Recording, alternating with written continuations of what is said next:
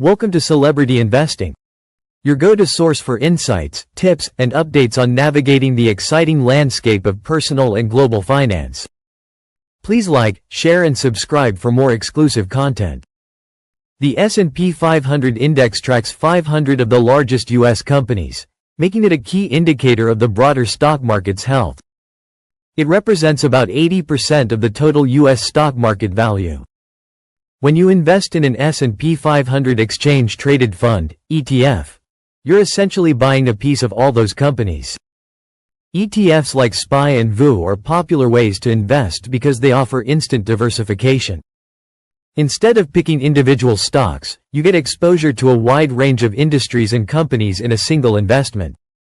This approach can help reduce risk and capture the market's long-term growth potential, making it a compelling choice for many investors. Understanding the S&P 500 index and its ETFs. You've heard about the S&P 500 index. But what exactly is it, and how do investments like S&P 500 ETFs truly work? Let's break down this essential investing concept and see how popular options compare. What is the S&P 500 index? The S&P 500 index tracks the performance of 500 leading U.S. publicly traded companies. These companies are chosen by a committee at S&P Dow Jones Indices.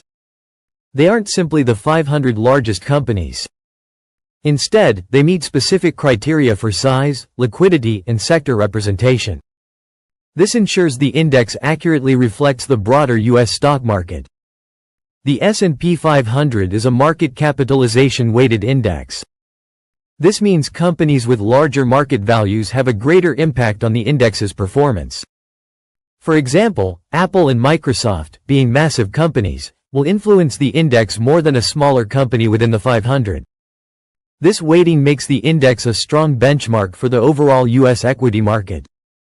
When the news says, the market is up, they often refer to the S&P 500's movement. How S&P 500 ETFs work. An exchange-traded fund, ETF, is an investment fund that holds assets like stocks, bonds, or commodities. ETFs trade like individual stocks on major exchanges throughout the day. This provides flexibility for investors. S&P 500 ETFs have one main goal: to replicate the performance of the S&P 500 index. They do this by holding the stocks of the 500 companies in the same proportions as the index.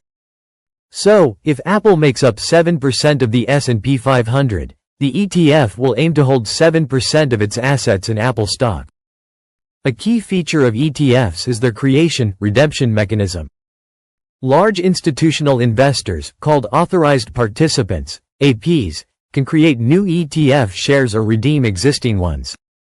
When demand for an ETF is high, APs create new shares by assembling a basket of the underlying stocks and exchanging them with the ETF provider for new ETF units. Conversely, if an ETF's price drops below its net asset value, NAV, APs can buy ETF shares from the market, redeem them with the provider for the underlying stocks, and sell those stocks for a profit. This process helps keep the ETF's market price closely aligned with its net asset value, NAV. The NAV is the total value of the assets the fund holds, minus any liabilities, divided by the number of outstanding shares. Comparing SPY versus VOO, key differences for investors. When looking for an S&P 500 ETF, two names often come up: SPY, SPDR S&P 500 ETF Trust, and VOO, Vanguard S&P 500 ETF. Both track the same index, but they have some notable differences. Here's how they generally compare.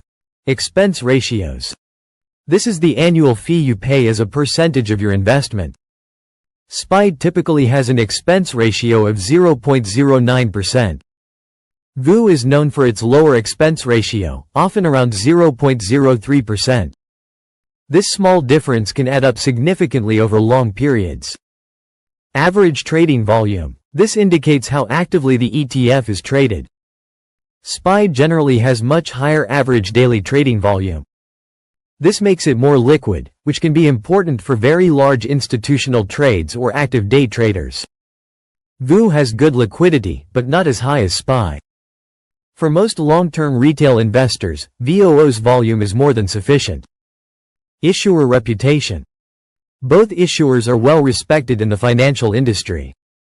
SPY is issued by State Street Global Advisors. It was the first ETF launched in the US back in 1993. VOO is issued by Vanguard, a company known for its low-cost index funds and strong investor-centric philosophy. Structural and tax implications. This is a more technical point, but it can matter for specific investors. SPY is structured as a unit investment trust, UIT. This structure has some limitations. For instance, a UIT cannot reinvest dividends directly into the fund. Instead, it must pay them out to shareholders. Also, a UIT cannot lend out its securities, which means it misses out on potential income from securities lending. VOO is structured as an open-end fund. This is the more common ETF structure. It allows VOO to reinvest dividends internally, which can be slightly more tax-efficient for some investors. It also allows for securities lending, which can help slightly reduce the expense ratio. For most individual investors focused on long-term growth, VOO's lower expense ratio often makes it the preferred choice. While SPY's liquidity is unmatched, it's rarely a concern for typical buy-and-hold investors. The advantages of investing in S&P 500 ETFs. Why do so many investors turn to S&P 500 ETFs? The benefits are clear and compelling, whether you are just starting your investment journey or you are a seasoned pro. These funds offer a simple yet powerful way to grow your wealth over time. Instant diversification across 500 companies. Imagine buying a single share that gives you a piece of 500 of America's largest and most influential companies. That is exactly what an S&P 500 ETF provides. You get instant exposure to a broad range of industries, from technology giants and healthcare leaders to consumer staples and financial powerhouses. This wide exposure significantly reduces your specific company risk. If one company faces challenges, it has a much smaller effect on your overall investment because you are spread across 499 others. This built-in diversification is a huge advantage over trying to pick individual stocks, which carries much higher risk if one or two choices perform poorly. It is like planting a garden with 500 different types of seeds instead of just one. If one plant struggles, your whole garden does not fail. Low expense ratios and cost effectiveness. One of the most attractive features of S&P 500 ETFs is their remarkably low expense ratios. This fee is the annual cost of owning the fund, expressed as a small percentage of your investment.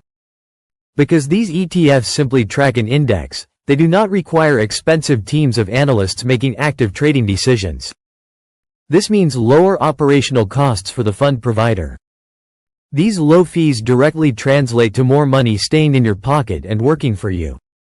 Over decades, even a tiny difference in expense ratios can add up to tens of thousands of dollars in your favor. This cost advantage is a major reason why index funds often outperform actively managed funds over the long run. Why pay more when you can get broad market exposure for less? Stay tuned for part 2, where we'll compare SPY and VOO in more detail, performance, fees, and which might be better for your portfolio. Stay tuned and continue to watch our videos to gain valuable insights into the world of finance. Subscribe, like, and share to continue your journey to financial success.